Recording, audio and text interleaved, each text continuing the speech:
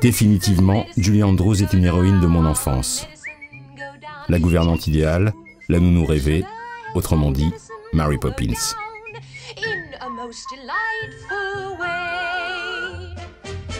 Quel dialogue avec un oiseau, qu'elle prononce sans sourciller ce mot imprononçable dans cette merveilleuse séquence qui mélange harmonieusement animation et prise de vue réelle.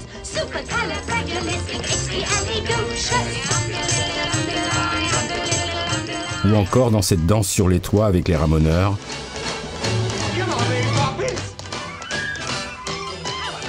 Julie Andrews, alias Mary Poppins, m'a tout de suite enchanté. Et ce n'était qu'un début. La preuve avec son autre succès insubmersible, The Sound of Music, c'est-à-dire pour moi la mélodie du bonheur, où j'avais pu admirer la voix de Julie dans les pâturages autrichiens.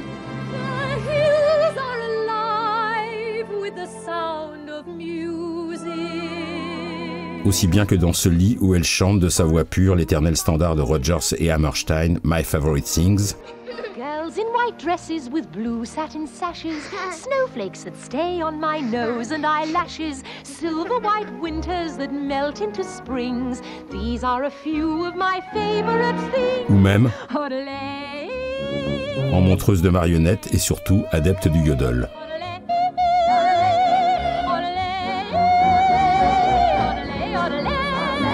Et dans la filmographie de Julie Andrews, il y avait d'autres musicals plus méconnus que je découvrirai au fur et à mesure. Par exemple, Millie de George Roy Hill, où j'aimais particulièrement ce numéro de claquettes en ascenseur. Il fallait y penser.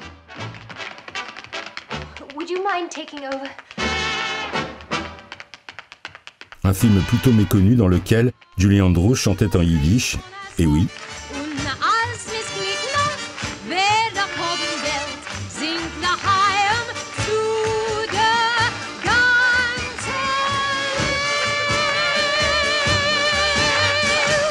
Où ça donnait à quelques spectaculaires acrobaties.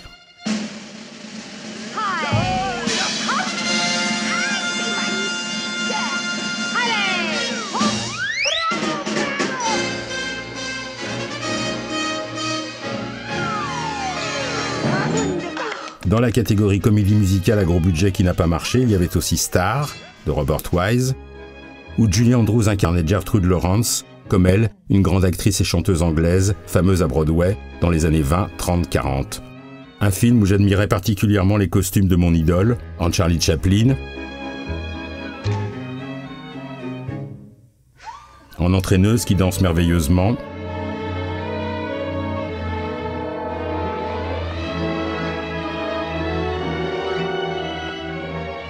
en tenue orientale qui lui allait comme un gant,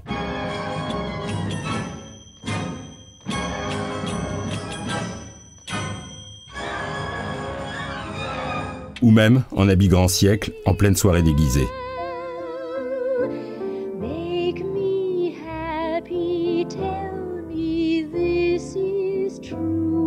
Ce qui me rappelait cet autre moment dans Elle de Blake Edwards en 1979, où elle se transformait en une véritable cantatrice.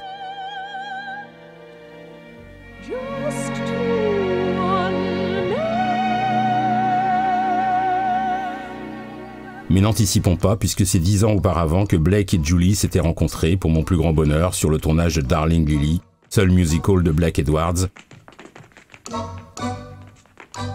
Un film que j'aimais énormément, que Julie fasse des claquettes sur scène, ou qu'elle accompagne ses enfants avec Rock Hudson dans cette séquence que j'aurais pu détester, mais qui m'enchantait.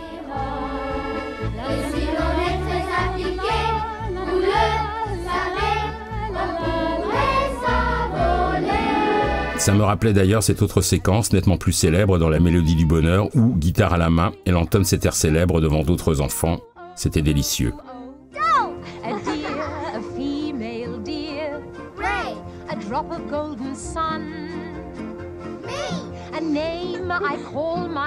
Tout comme cette petite scène dans un autre film méconnu, Hawaï, où Julie chante sous les yeux de Max von Sydow.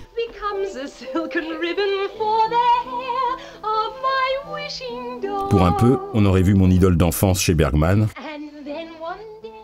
Ben oui, pourquoi pas. Bon. Sinon, Julie Andrews savait soigner ses entrées, comme dans Mary Poppins, où elle apparaît par-delà les nuages, avec son parapluie volant, telle une fée bienveillante. It's a witch. Of course not. Witches have brooms. Mais cette apparition, où elle crevait l'écran dans Star, n'était pas mal non plus.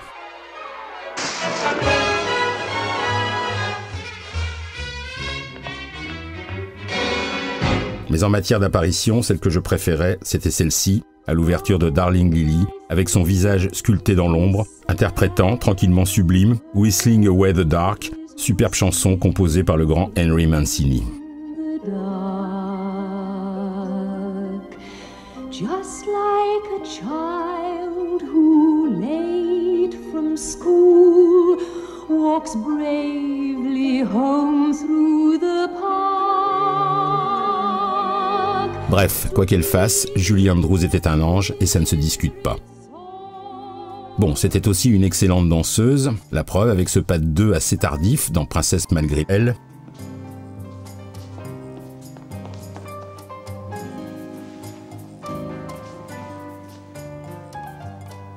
Un pas de deux qui m'en avait rappelé quelques autres, comme celui-ci, très gracieux, en compagnie de l'élégant Christopher Plummer dans La Mélodie du Bonheur.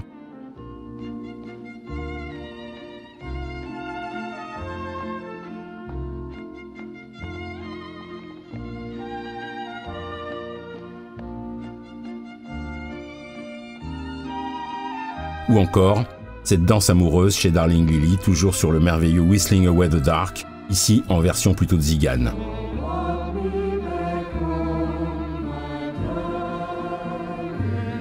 Ou même, avec Omar Sharif et la voix de Wilma Reading, dans un Black Edwards injustement méconnu, Top Secret, un film d'espionnage.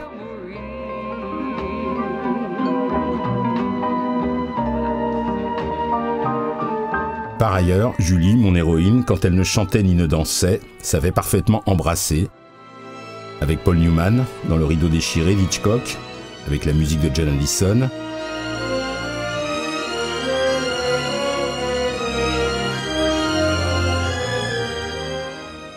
avec James Garner dans Les Jeux de l'amour et de la guerre d'Arthur Hiller, avec en bande-son ce merveilleux standard de Johnny Mandel, Emily, le thème principal du film dédié au personnage de Julie Andrews.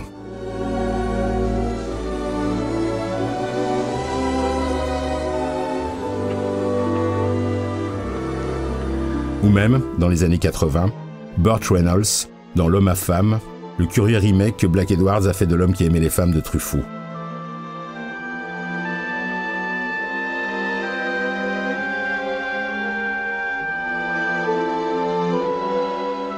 Pour rester dans le cinéma du couple Edwards-Andrews, j'aimais aussi ce moment plus onirique, Étude en rouge dans Top Secret avec la musique de John Barry.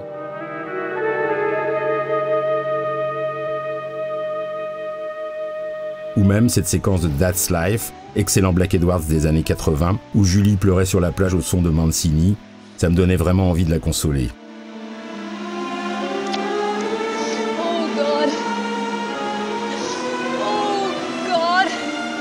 Mais ça, c'était plutôt le boulot de Dudley Moore dans Elle, où ce duo absolument délicieux sur ce Easy to Say, toujours de Mancini, me mettait dans un état de béatitude totale.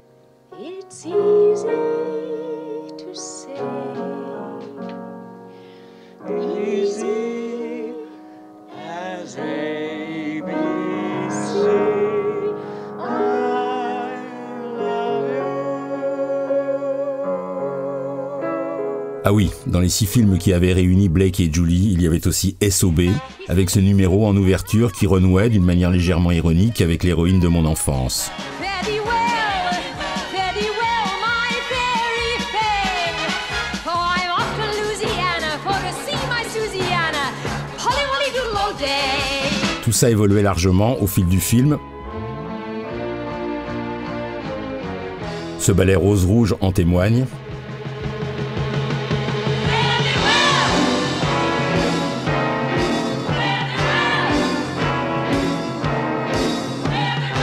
Et plus encore, cette image assez stupéfiante que je me refuse à commenter, je vous les juge.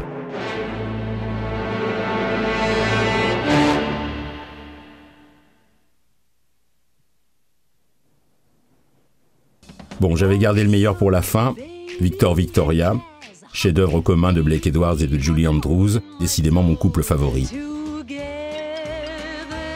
Là, j'étais vraiment aux anges, avec le jazz hot par exemple.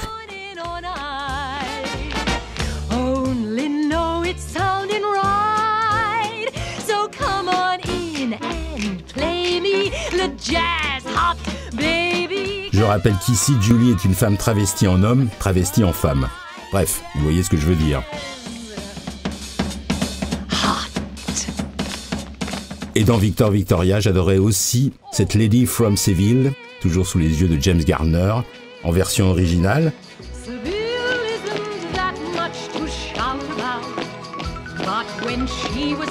Mais aussi sa reprise tordante par Robert Preston.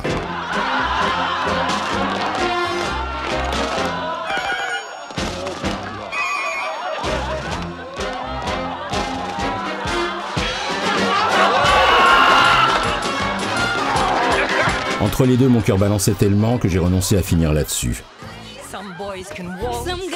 Finalement, c'est dans Un mariage de princesse, un des tout derniers films de Julie Andrews, que j'ai trouvé cette fin assez idéale, où l'on peut entendre l'héroïne de mon enfance en duo et en version presque R&B.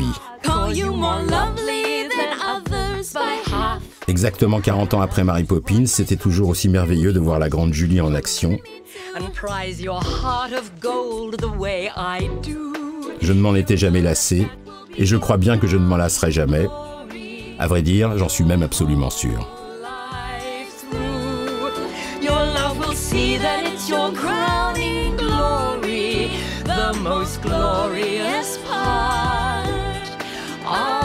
And you, and you, and you, and you.